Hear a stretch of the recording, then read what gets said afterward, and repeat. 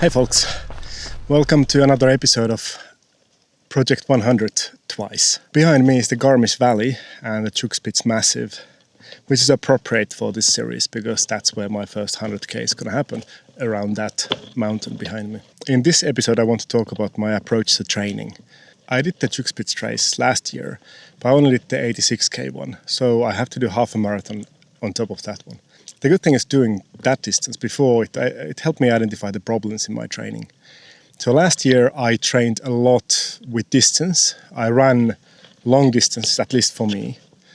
For example, did back-to-back marathon days a couple of weeks before the race. But something that became very clear in the mountains was that I didn't train enough for climbing and ascending. My legs were completely messed at the second half of the race. So this year I'm approaching my training time-based instead of distance-based. So my goals are going to be based on how long I spent running, not how far I'm run.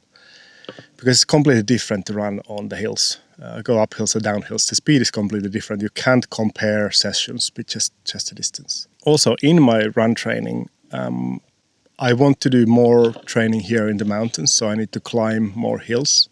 Of course, it's fantastic here anyway, so if I find time, I'm very happy to be here. For my mountain runs and my long runs, I'm going to approach them with legs that are already tired or fatigued. This is a principle I'm taking from the Hansson's marathon method book. They talk about cumulative fatigue and the idea of training for the second half of the race. The first half is going to be easy. The second half is going to be the difficult. But how do you train for the second half without getting injured? And the approach I'm going to try is adapting the Hansson's marathon method into trail running. So for example, today I'm climbing a relatively short route here, but that's mostly focused on climbing. But I did a 15k run yesterday and a 40k indoor bike ride yesterday. So my legs are tired and they feel tired, but I don't feel any injury risk as such here because downhill and uphill muscles are different muscles than used for flat. So I don't feel that there's an additional injury risk. However, I feel tired and I'm training climbing under conditions of fatigue, which I think is the right thing to do. I will monitor very carefully any niggles and anything if something hurts. A similar way, I'm going to make a change to my long runs. Long runs are going to be the most important runs in general for succeeding in the ultras. So you need to be on your feet quite a long time. But I'm also going to make sure that I run the day before, or at least bike the day before. And I'm going to do the long runs on trails. I don't live here in the mountains, unfortunately, but I have some trails near me and some small hills, so I'm going to go there.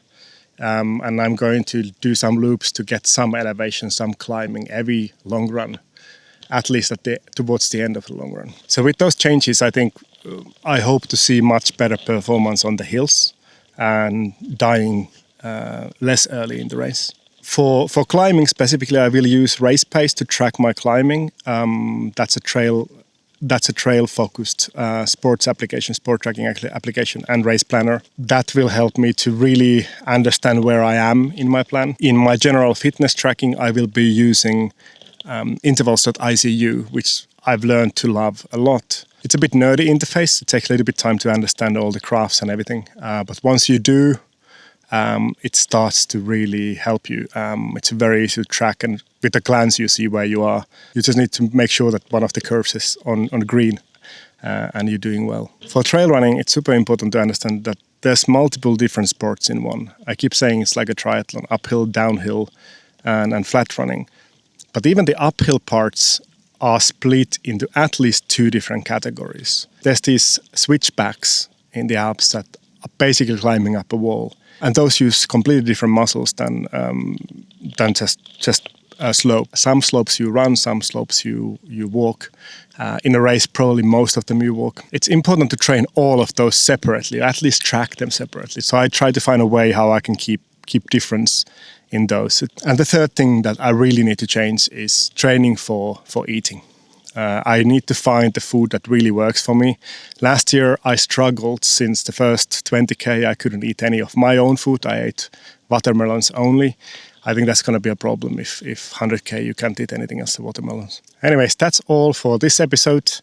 I hope you join me again in the next one. Bye bye.